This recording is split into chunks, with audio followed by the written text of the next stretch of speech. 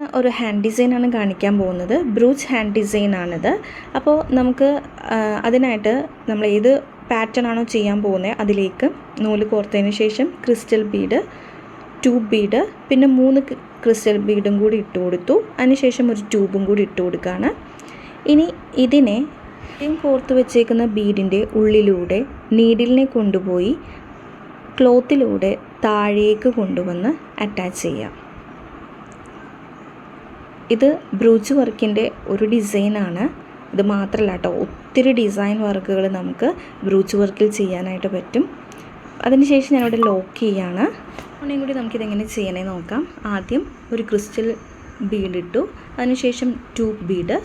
ഇനി ഇതിന് കഴിഞ്ഞതിന് ശേഷം നമ്മൾ 2 ക്രിസ്റ്റൽ ബീഡാണ് ഇട്ട് കൊടുക്കുന്നത്. ഒരു ട്യൂബും കൂടി ഇട്ട് കൊടുക്കുക.